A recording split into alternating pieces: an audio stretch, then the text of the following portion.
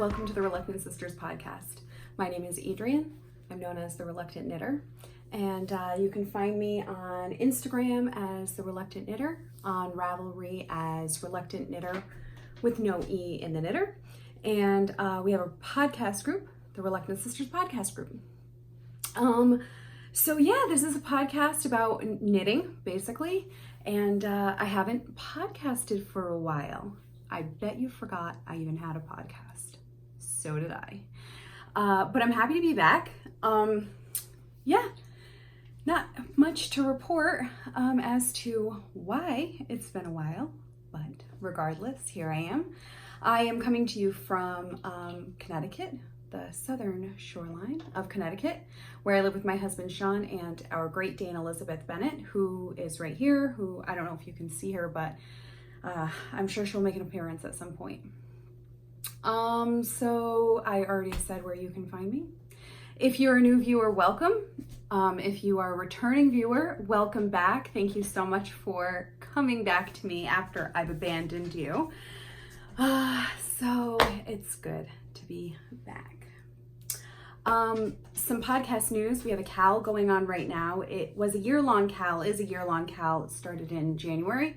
It is an adult sweater KAL, or if you crochet sweaters, you can participate as well. It is called the Fiberfest Sweater KAL, but you don't have to be going to a Fiberfest to participate. The rules are it has to have been started after January 1st and completed before the deadline, which I think is going to be the end of November. And there's a limit of 2 adult sweater entries, and each sweater is its own separate entry. You can also gain a extra entry if you post a picture of yourself wearing your sweater at a fiber festival of your choice.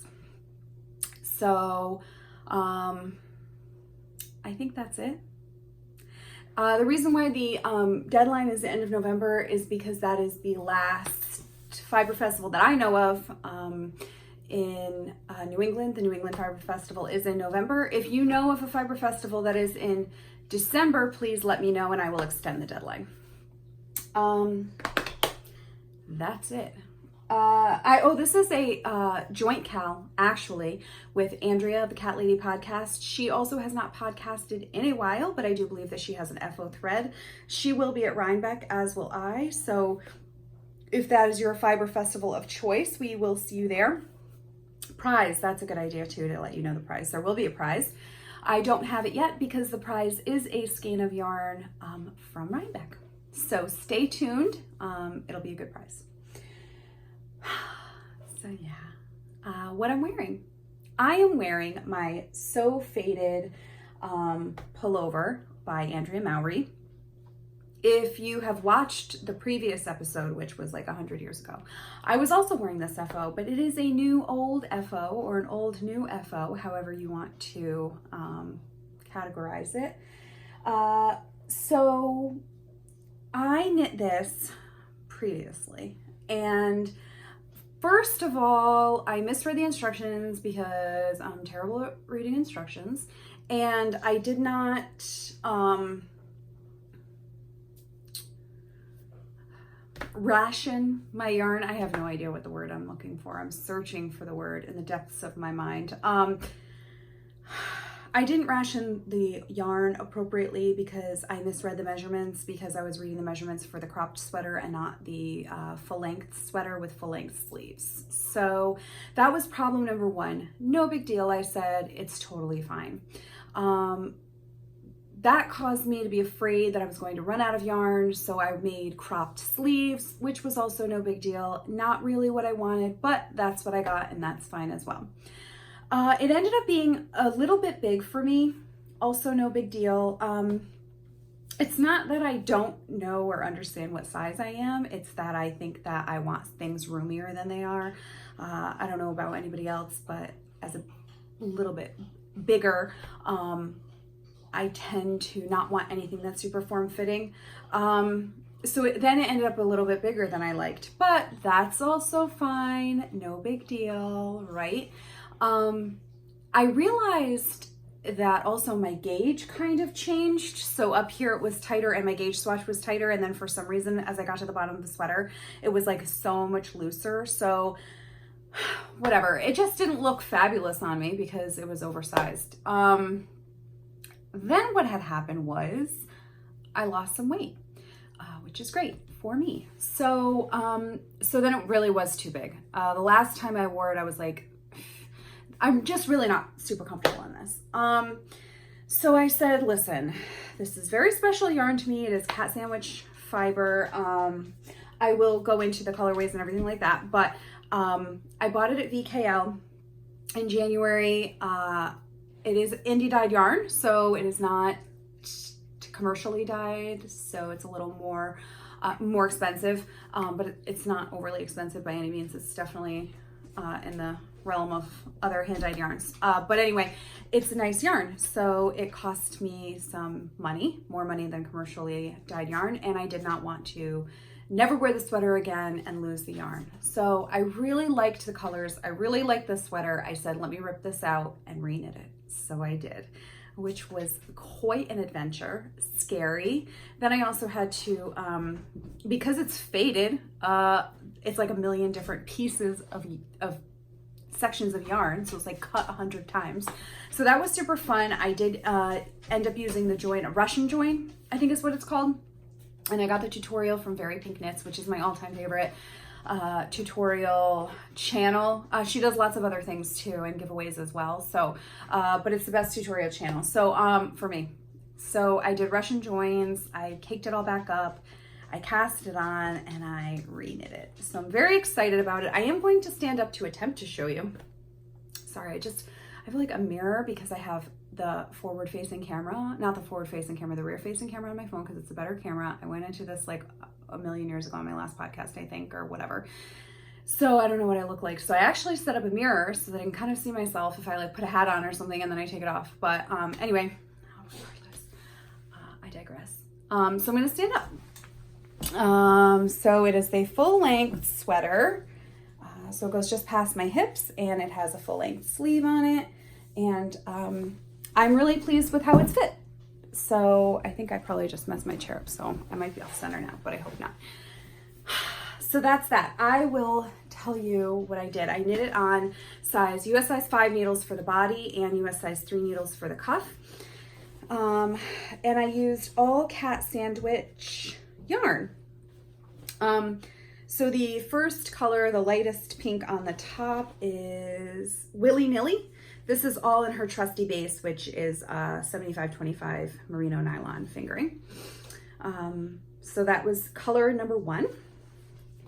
Color number 2 is, I think, yes. Hold on. Smashing Terracotta. So this is how much I have left of this.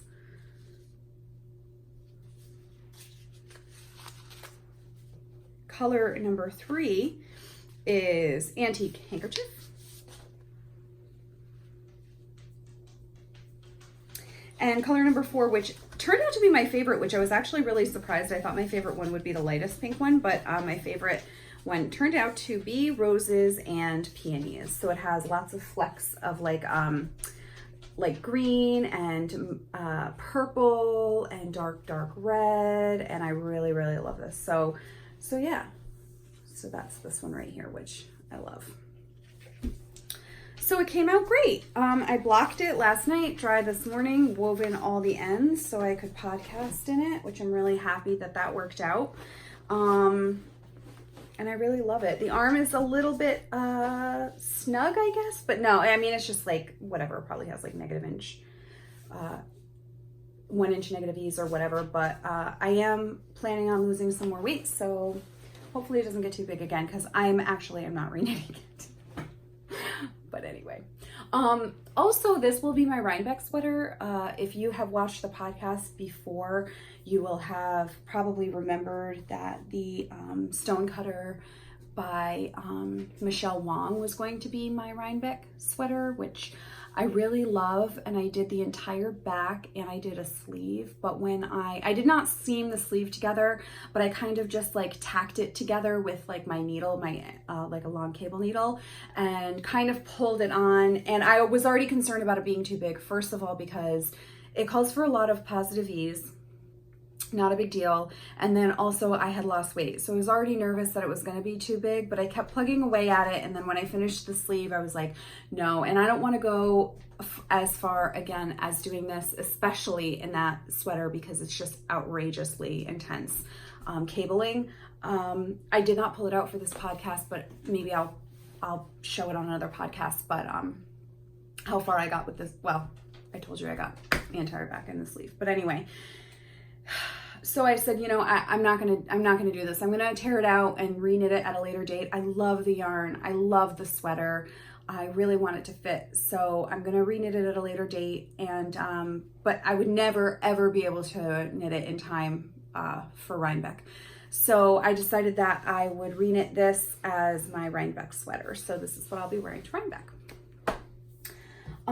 Okay, so I actually have quite a few other FOs because it's been so long. I haven't really completed anything super recently other than the sweater, but I did want to show you some other things that I had been working on. So I'm going to do that. I have the, okay, so this is the Scaldicolo Todi, which I think is Italian. This is by Positano Carla. I do believe that means neck warmer in Italian, but this is what it is. All of the show notes will be down below. Oh, my dog likes to play. Go get it. So all the show notes will be down below. I didn't pull out all of the yarn for all of the FOs I'm going to show you, but I do have project pages for all of them, so you can go see what yarn I used and what needle sizes and colors and everything like that. So this is Cusco cashmere. I do remember that. It is, I don't remember the percentage of cashmere to wool, but yeah. So I got all of this yarn at a local yarn shop. It is not my local yarn shop, but it is a local yarn shop, Driftwood Yarns in Groton. It's a really great yarn shop if you are near there or traveling there and would like to take a little trip there. I really like them. This was a sample knit, and I picked all of the colors that she used in the sample. So I will put it on. It actually goes pretty well with this sweater. So yeah, it's super soft. I do think that it will pill a little bit, but that's okay. I'll just shave it and I'll be gentle with it because it is cashmere. The other thing is too, is like I indicated before, I am a really terrible pattern reader. Just like I couldn't figure out the measurements for this. So this actually is, I don't know if it's a free pattern. I can't really remember, but you cast on so many stitches for the ribbing, and you do the ribbing. I think it's knit this way. You do the ribbing. Then when I started, and then I did the striping, and then when I started this kind of like basket weave section, I was like, this stitch count is off. It doesn't match up. This must be wrong. The pattern must be wrong. Whatever, it's not a big deal. I'll just, you know, put where the seam looks like from the color change and everything in the back. It's not a big deal. It's gonna be all bunched up. Who cares? Whatever. But that's really strange, but you know, no big deal, right? So then I did the striping, and then I think it was here with this cabling, I was supposed to do an increase. The pattern wasn't wrong. I'm not smarter than anybody. I'm actually not very smart at all, clearly. So I was supposed to do an increase. Oh, you know what it might have been? I think I got all the way to here. I think I got all the way to here, and the instructions then told me to decrease to do the ribbing, and I was like, what the heck? I literally knit the entire thing thinking that the pattern was wrong. Pattern's not wrong. If you get it, it's not wrong. You just need to read, which I clearly can't do. But anyway, like, it's not really that big of a deal. There is a seam up the back. There probably would have been some seaming anyway because of the color change. I have not yet done helical knitting. I know that you can totally do it. I just haven't done it yet. So there would have been a seam anyway. It's not a big deal. It's beautiful. I love it. I love it. And it's so soft. All right. Another FO that I did was this, another cowl. This is the Lila cowl. I purchased the kit for this as well as the pattern. It's just a little pattern that comes on a little card when I purchased the kit at Chelsea Pearls in Red Bank, New Jersey, on a trip one time with my mother. We were traveling down to Baltimore to watch the Yankees play the Baltimore Orioles, which we really love to do. And on the way back, we stopped at Chelsea Pearls. So I bought the kit. It sat in my stash for forever. And then I decided that I wanted to cast it on. So I did, and I'm really pleased with how it came out. It was really easy. I don't really remember. I know it's like knit in the round long, and then what I think you Kitchener it together. And I think it's right here is where it got Kitchenered between these two colors. So yeah, I wore it once already. I enjoy it very much. I don't think I blocked this. I don't think I blocked it, and then I thought I remembered it being long enough where you could double wrap it, but I mean, I bought it 100 years ago. I can't remember. So when I put it on, I'm like, oh, this is really short. I wish I was, maybe if I block it and stretch it, I don't need to. I'll just wear it like this. I did wear it like this, and yeah. So I really like it. I love the colors. The knit was very easy. And it was just interesting enough to keep my attention, but it was also kind of vanilla in a way. So it was fun. I liked it. So there's that. I have another FO. This is the Pearl Ridge socks. You guys have seen this as a whip on previous podcasts. This is not a pattern. I'm calling it a Pearl Ridge sock because I was calling it vanilla, but it's not vanilla. This is White Birch Fiber Arts in the Express Yourself colorway I purchased at Rhinebeck last year. These are knit for my husband. It has been summer in the Northern Hemisphere, so he hasn't worn them yet, but basically it's a self-striping sock, and what I did was at the color change, it wasn't at the color change, I knit the first row of the color change and then did a Pearl Ridge. If I had not done that and done it right at the color change, the top of the ridge would be the next color and the bottom of the ridge would have been the first color, which I don't like. So yeah, so that's it. I knit this on. I knit all my socks 2 at a time, most of my socks 2 at a time, toe up. I knit all my socks on 2.25 millimeter, and this is, I think, 72 stitches. So that's that. There's a pair. And then I have one more FO I can show you. And like I said, I have, all my project pages are linked down below, so you can go look at the yarn and everything like that, and the needles that I used. This is the Harbor Socks by Vint Hill Knits. I knit this as a test knit for Vint Hill Knits, and the pattern has been released. I knit these for myself out of Sheepy Time Yarns. Doesn't matter. Go to my project page. So that's that. Recently I have had some skeins of yarn that I wasn't like, oh yeah, like super in love with the color. I'm like, oh, this is nice, cool. And then I knit it up and I'm like, I really love this color. It's happened so many times. So I really should just remember that next time I knit something.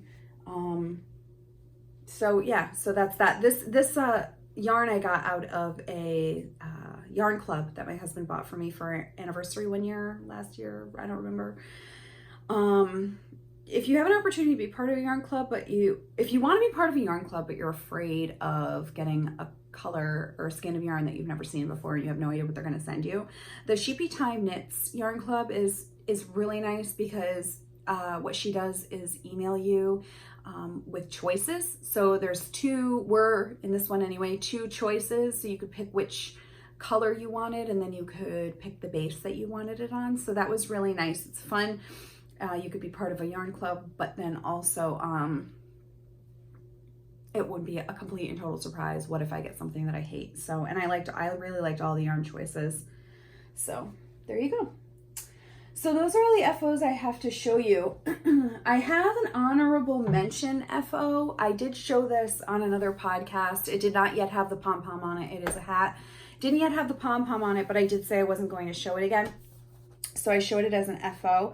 The reason why it's an honorable mention is because it was designed by my sister, who is Amy Flores. She is Flower Babies 3 everywhere. And I test knit it for her. She didn't know if she was going to release it yet. Release the pattern. She has never released a pattern before. And she just released the pattern on Ravelry. So I'm so excited and super, super proud of her. So I have to make a project page for this. I have not yet made a project page. This is out of, the pattern is He'll Be My Honeybee by Amy Flores. And I will link the pattern on her page down below. And I have to make a project page for this and link it to the pattern. But that's that. So this is knit out of, I do remember this is Knit Picks worsted, some sort of worsted. I don't remember what it is. I will pull it out because like I said, I did, even though I don't have a project page, I did show the yarn and everything on a previous podcast. So I do have record of it, so I can put it in there. But I think this color is Marina. This is just white. I made a little pom-pom for it. So yeah, the picture on her project page doesn't have a pom-pom on it. And I don't know what yarn. I didn't actually look that intently at the project page. I was just so excited for her. So I don't know what yarn she knitted out of, but yeah, so it's very exciting. I'm really proud of her. So it's just cabling different, 2 different kinds of cable stitches, I guess. I don't really know how to talk. Yeah, I'm proud of her. So there we go. Those are all of my FOs. I have I was gonna go, I like how other podcasters say in the beginning of their podcast, this episode will contain FOs, whips, whatever. So anyway, I was gonna do that, but going on to my whips. So the first whip I will show you, this is a poncho that I am knitting for a friend. I'm knitting the Very Easy Poncho by Cara Karina. It is a pattern, but I use that term loosely. She also uses that term loosely. It's less of a pattern and more of a guideline. So it's pretty much take a swatch, however big you want it, multiply those stitches by how many inches you want, knit a rectangle, seam it together. And then on the website, that's how she knit like the first one or the sample or whatever. And then on the website, she said, actually, if you knit the long side first, then you can Kitchener stitch the stitches together so that you don't have a seam. So that's what I'm doing. So I took a gauge swatch. I did the math on how many stitches I need to cast on. I had to cast on like 1 billion. This actually is also in my project page. I did put how many stitches I cast on for, I think it's like 60 something inches. And then I'm going to Kitchener the stitches together. But the only thing is too, I have to figure out how, because I'm not going to Kitchener them all together because then she won't have a head hole. This is for my friend. So I have to figure out how big I need the head hole for, and then I don't know how to do that. Do I just Kitchener them all together until a certain point and then bind off? Probably. And then I think I'm going to go back and do an I-cord bind off. I really love the way that finishes. So there's that. Let me get into the yarn. This is a commercial yarn I got from my local Joann's. She loves purple. My friend loves purple. So, but I didn't want to just get a plain purple because the pattern is obviously just stockinette. So I wanted something that was a little bit more interesting than just a plain purple. So this is Shawl and a Cake. So by Lion Brand Yarns. It's a medium weight. It's a 4. I don't know if you can see that, but I did wraps per inch, and whatever the wraps per inch I got was for a fingering weight. So I don't I don't really know. Maybe I was wrapping too tight, but I don't think so. But it actually doesn't really matter because I did a gauge swatch and did my math based off of that. So it really doesn't matter. But this is 481 yards for 5.3 ounces. So maybe it's a little bit heavier than a fingering weight. It does come with a shawl pattern, and I think that you can knit the shawl out of one cake. I bought two because I would need two. And I'm knitting these on my Knitter's Pride Symphony.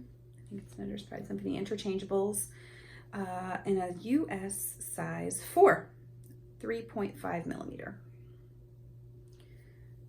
So there's that. I have to knit like 20 inches, 23 inches or something before I Kitchener. So I have quite a ways to go. Oh, the content, the fiber content, you'll probably want to know. It is cotton, 58% cotton. So the inside thread actually is like just a white cotton string or yarn, whatever, and 39% acrylic and 3% other fiber. I don't know what other fiber it is, but so it is a little bit tough. I don't think that I've done anything in cotton before.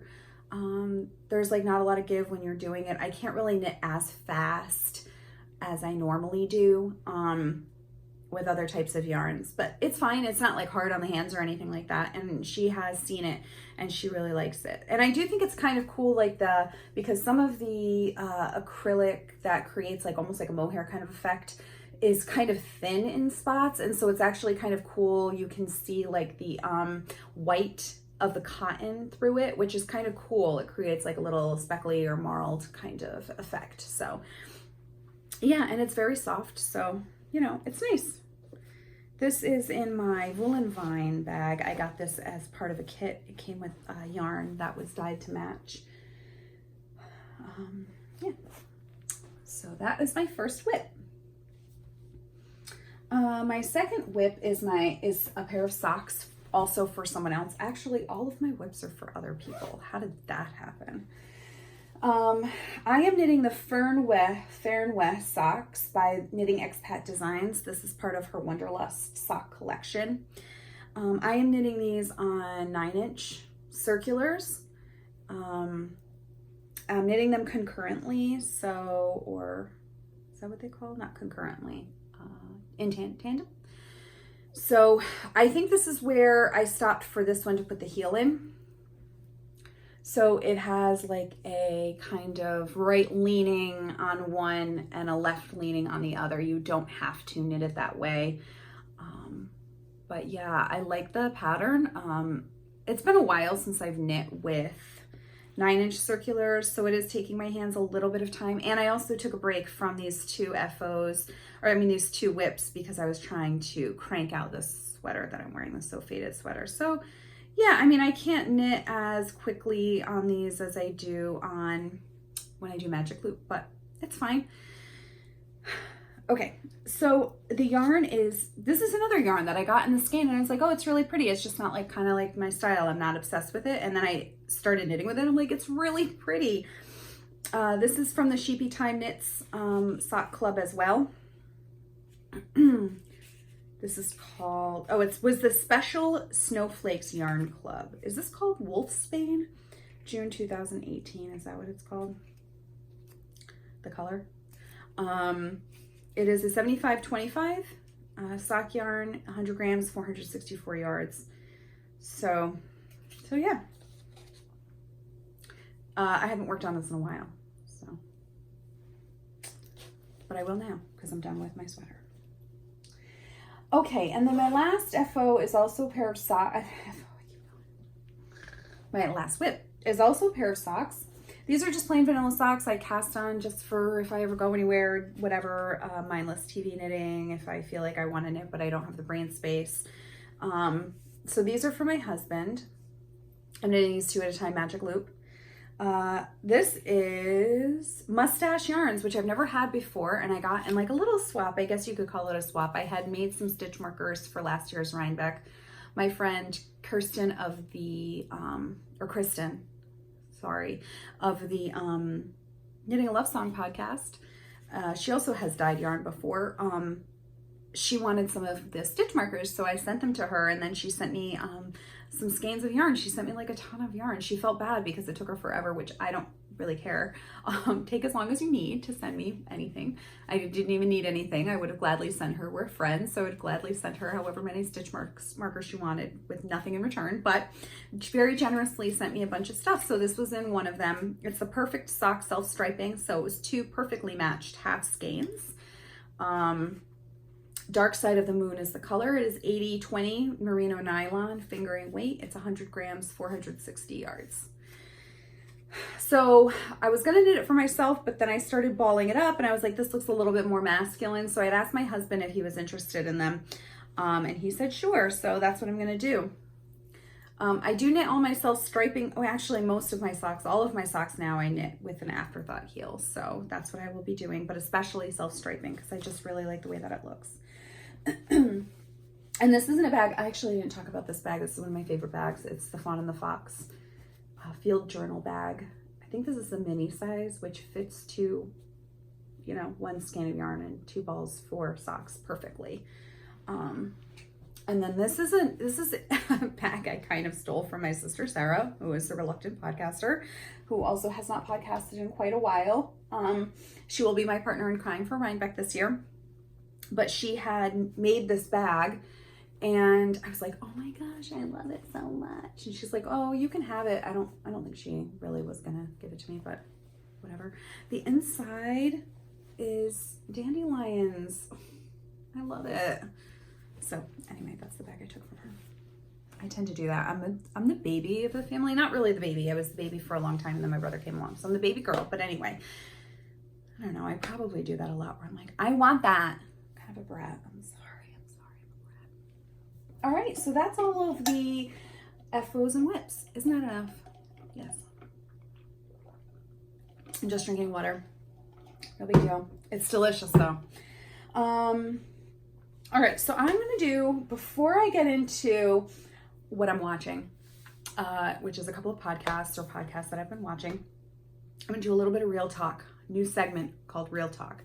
I don't know if it's going to be a feature every podcast, but this is where I kind of give my take on what is going on, whether it's in the knitting community or the world or whatever. I'm a pretty opinionated person, so real talk. So there's been like a little bit of a conversation happening in the knitting community about whether or not it's a community versus a marketplace. So I can't say that I 100% agree necessarily with it being more of a marketplace than a community, which does not mean that that statement is not true.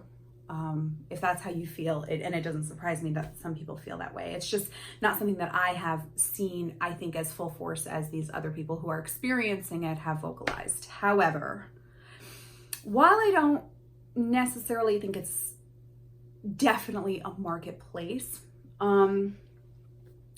I do think that it is a little bit of a popularity contest. Not to be a brat or anything, but I have been podcasting for a little while. I have talked to some, I know personally some people in the knitting community who are more popular than I am, who a lot of people know them. They're designers. I've test knit for, you know, bigger designers. But not that, it's going to sound like a little bit bratty, but whatever. It's not that I've seen like a huge influx to my channel. I have like 1,000 subscribers or 1,000,000 subscribers. I don't have a lot of subscribers. I've been doing this for a long time. I don't have a ton of views. I'm not like a super popular person. I don't have thousands and thousands of followers on Instagram.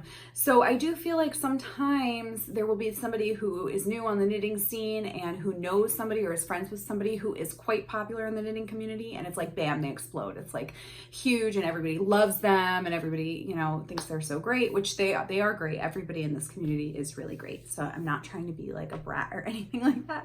But I do feel like there are some podcasters that I also know, myself included, who have been a little bit discouraged sometimes about the reception that we have received in the community. Or maybe thought, I don't know what we thought. I think nowadays with social media the way that it is, I think everybody expects to put something out there and be able to make a little bit of money or gain some popularity or whatever, get some exposure, you know, on the social media scene. And it doesn't always happen like that. It's just like celebrities in other areas where the market is super saturated and a very few people become really huge, and yet it seems like everybody is just, everybody's just so famous and I can't get by. That's actually not the case.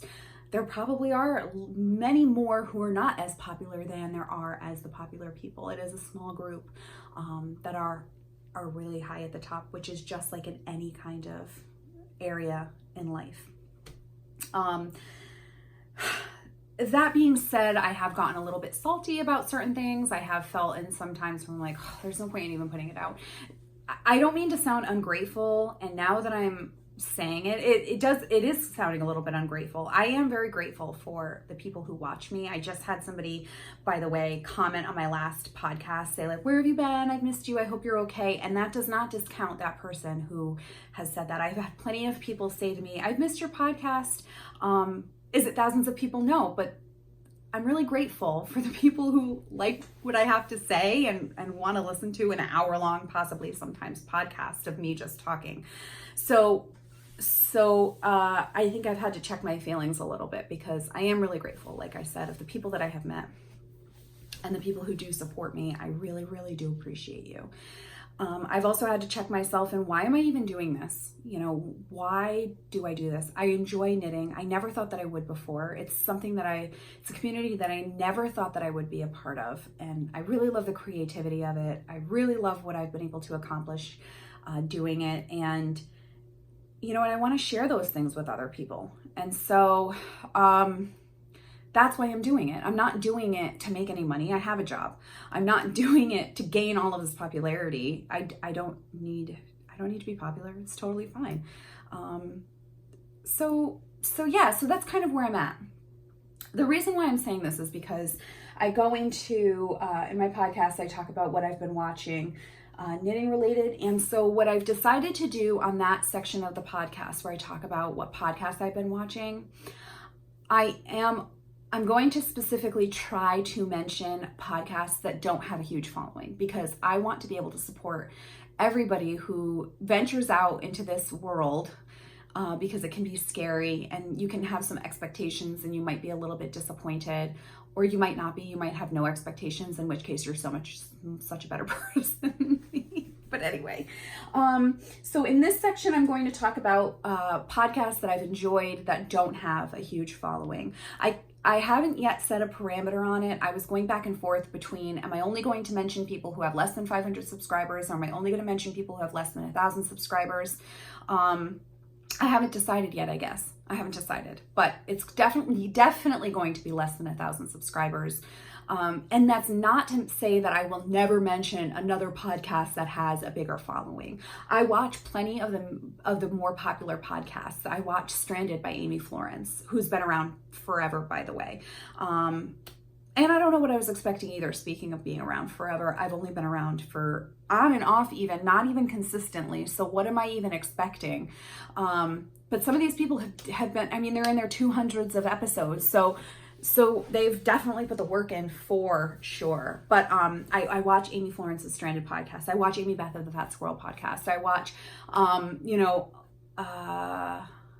let's see, who else do I really love?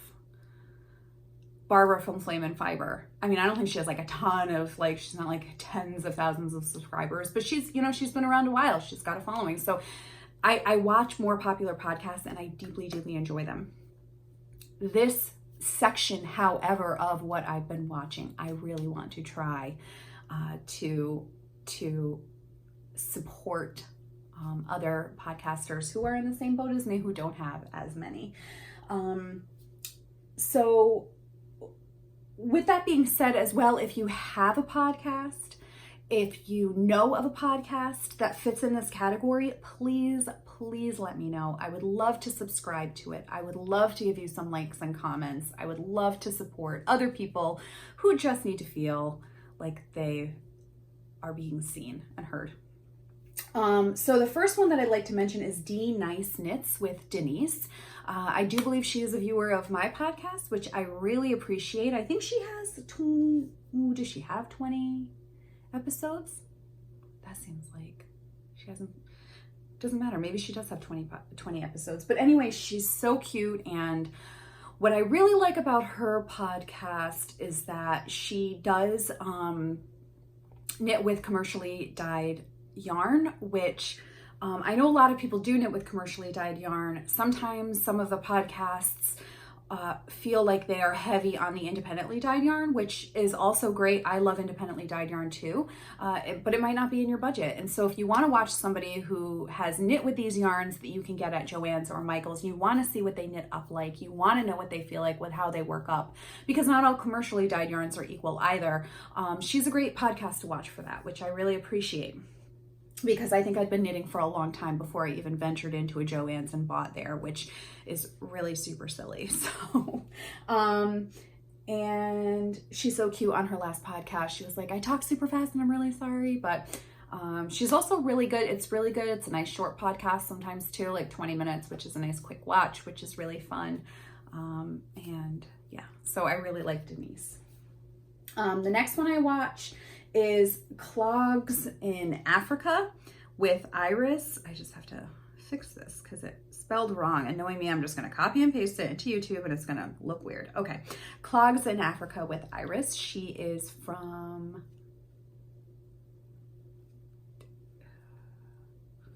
not Denmark.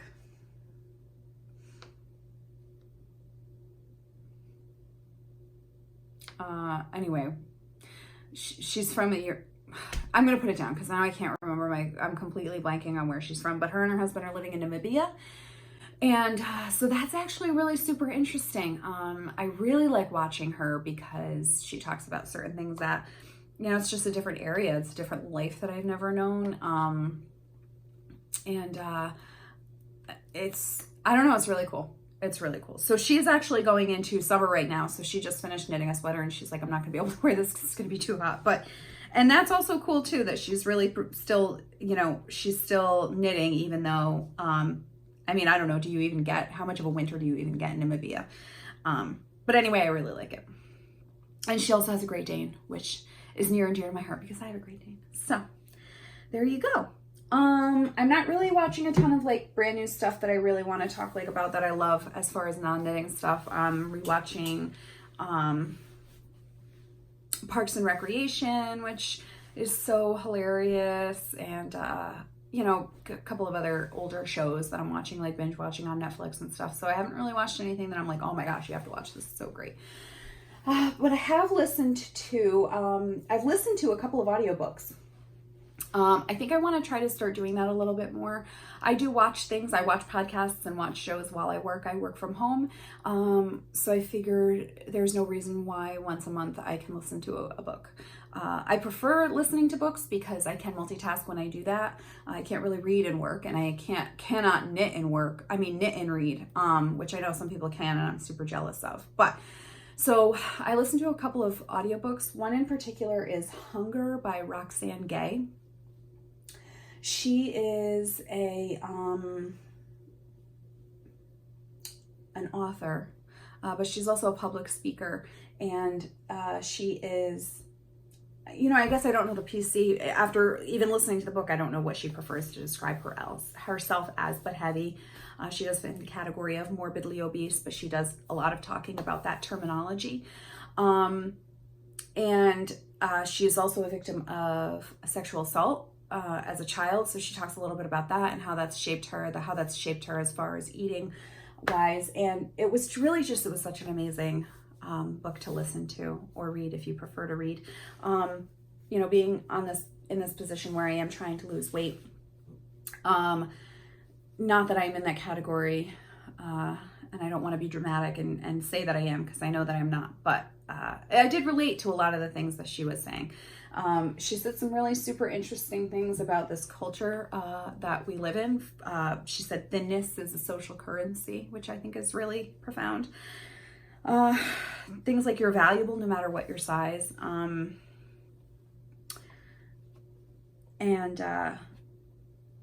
It was just really interesting and very thought-provoking. So some of the things I absolutely related to, some of the things I couldn't relate to, which is understandable. Not everybody is in the same position.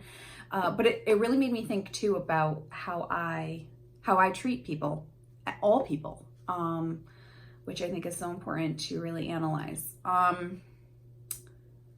So yeah, I mean, she talks about how there is this stigma that people who are overweight are, you know, lazy or dirty or all these other things that we know that we've heard of, which I very strongly and immediately was like, oh no, I mean, I don't think that. I don't think overweight people are dirty by any means or lazy by any means. But then she said something about, you know, but when she feels invisible because she will go places and people avoid contact with her or eye contact with her and shy away from interacting with her and things like that. And it's like, I don't know. Do I do that?